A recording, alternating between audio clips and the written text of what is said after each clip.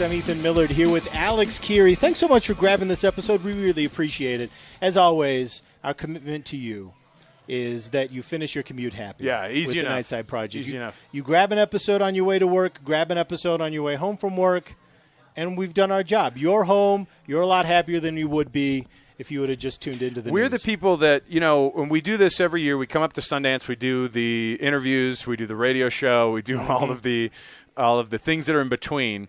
And there's the awesome thing to get to know filmmakers, to get to know producers, to get to know actors, to get to know the behind-the-scenes people who pretend like they're like, no. Remember we were talking to a girl earlier. She was like, yeah, but I produce. I said, oh yeah, no, I know. Everybody, we all do, right? Yeah, right. We produce something. So she's like offering us a Diet Coke. She's but like, also produce. But also produce. If you need my card, it's fine. Hey, this episode brought to you by Zoom. This week, and all the stuff that we do this week is going to be here at the Zoom room at the Producers Lounge up here in Park City. Yeah, they're a great Sundance. partner with us. It's a fun deal. Their location is at Southtown Mall, so make sure that you hit them up there. Our first guest, very first guest of the festival is Keith Arem. Keith has a film here. It's called The Phoenix Incident. This is already intriguing because the word incident is in it. Well, and then when you throw in some extraterrestrial thing, That's right. that element alone got Taylor on board, and she's all, ooh. Keith, you made an Alien movie. I did. Tell us about it. How did you land on Alien? When you were kind of like, I'm going to make a movie, it's an Alien movie. Did you decide on movie first, genre second, or did you bring the alien to the film world? Aliens, man. You can't go wrong with aliens. No. Ninjas, robots, aliens. You just can't And go look, wrong. all the other Western states have their ties. That's and then right. look, you got That's right.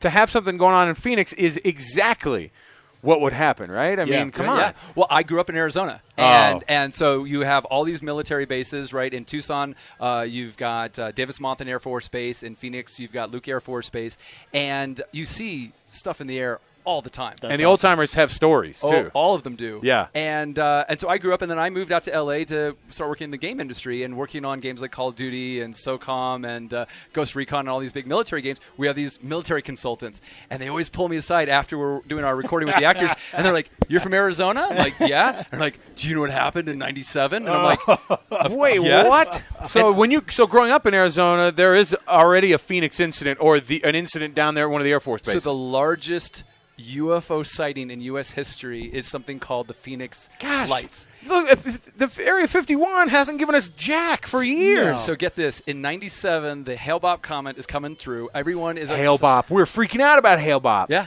And it's Yeah. the closest it's ever been in 80 years. Everyone's going to go out because in Arizona you can see it with the naked eye. And this night, on March 13th, 97, this My fleet birthday, of by the lights... way. Is that your birthday? Oh, don't try to tell me that there's a coincidence there. Do not try to tell me. You might make a cameo. No, I know. Whatever you're about to say, I know what happened. As a 10-year-old kid blowing out his candles. and this fleet of lights in formation flies from the Nevada border all the way down across Flagstaff and Paulden, crosses into Phoenix airspace. They close down. There's reports that they close down the airport for half an hour. Luke Air Force Base scrambles a couple F-16s. Wow.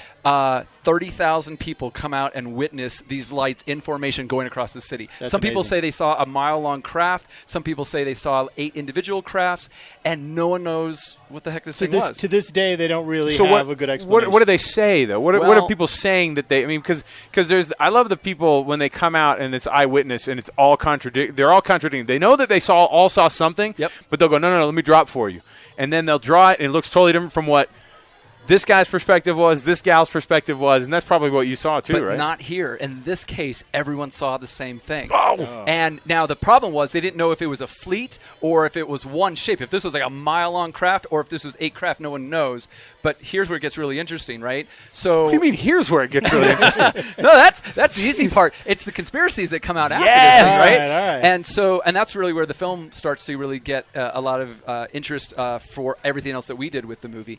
So that's all happening. right? And in the midst of this, the governor of the state, at first he holds a press conference, and he brings out this guy handcuffed in an alien suit and says, "We've caught the culprit," and gets everyone really perfect mad. way right. for us to not take it seriously. Look, that's how you cover up something, Ethan. Exactly. You make a joke out of it. Right. And so then the military comes out and they say, "Oh, well, we were doing joint operations with this group out of Maryland, and they were doing flights with Davis-Monthan Air Force Base, these A-10 flights, and they're dropping flares over the Davis-Monthan Air Force Base." Oh, I've heard an A-10, okay, a Warthog, and that didn't sound anything like it. Well, not only were these silent, but flares don't fly in formation for hours. They last for like 3 to 5 minutes, right? Yes. And these sightings went on for a couple hours.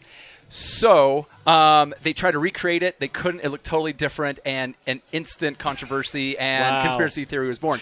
Now, it gets much crazier, right? Okay. This year in Arizona has the highest number of missing persons, the highest number of unexplained cattle deaths. 98, you're talking 97. about. 97, yeah. Right now, there's a cult group called the Heaven's Gate Cult. Yes. And they had originally been in areas in New Mexico. Then they were in Phoenix, where this took place, and then they moved to Rancho Santa Fe. Yeah. No, no, to San that's Diego, right. That's to right. Rancho Santa Fe.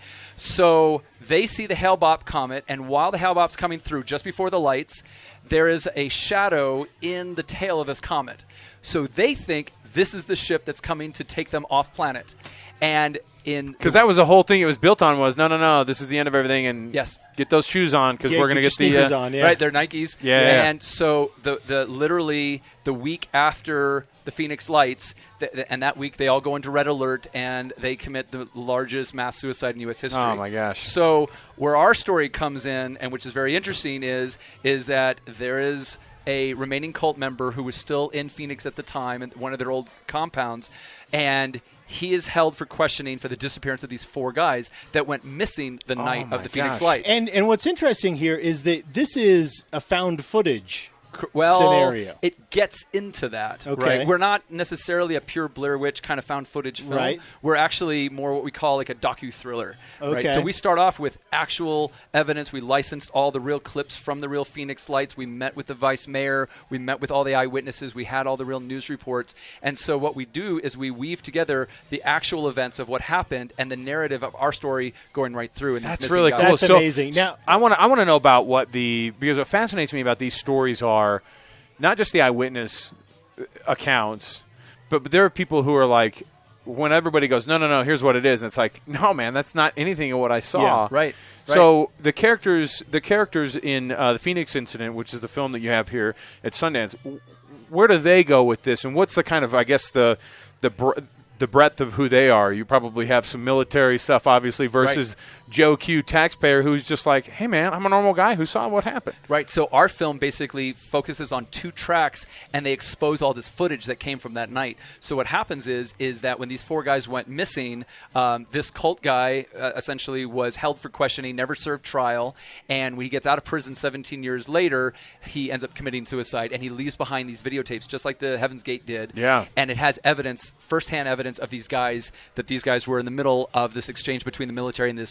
these UFOs that were shot down. It's amazing. You see some of that footage in the trailer Right. that you've got on at phoenixincident.com, right. which is extremely cool, and which is where I learned you showed this at the UFO Congress. International UFO Congress. How did that go? Hey, was the guy with the hair there from History Channel? Yeah, he was actually at the Salt Lake Con. I read up on that guy, and like within the actual UFO community, they're like, this guy, man, this guy. Because there are people who... He's ruining our credibility. There are people who forward their cause. There was that one, like, astrophysicist guy with the glasses that, like, really buckled down on the science of it and got people really into it. And then there was the guy with the hair on the History Channel that, like, has his degree in sociology from, like... And now he's an internet meme. Yeah, the Mesa Community College. And so he's like, oh, yeah, no, I know all about this.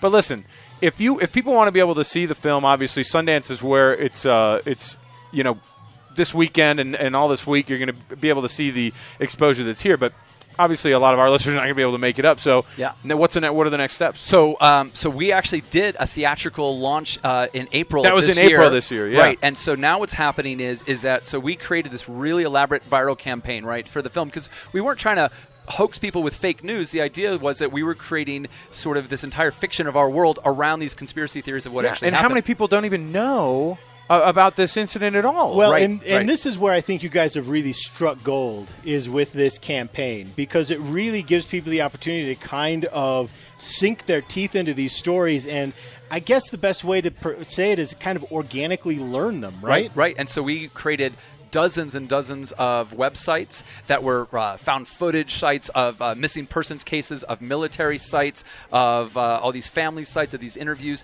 and news sites. And then we created all these social media characters who weave themselves back into the movie. Right. So then what would happen is that people would find these and they would start to learn about our characters. So by the time they see the film, they already know about it. So you've seeded the internet with evidence from the film and people from the film and things from the film. Right. Now, you're not trying to mislead anyone. This is marketing for the film. Right. Have you accidentally misled anyone? Well, so the Department of Justice ended up getting through to one of our websites. We call it the DOJ. The DOJ. And so the DOJ contacted us and threatened us with a 5-year imprisonment and a $500,000 fine. Oh, whatever. Every time I watch a movie, the FBI threatens to throw me in jail too. All right. So. And it was tense because we actually had our lawyers on the phone with them to explain to them that they thought we were bounty hunters trying to track down these missing guys from our movie. That's incredible. And it was that real.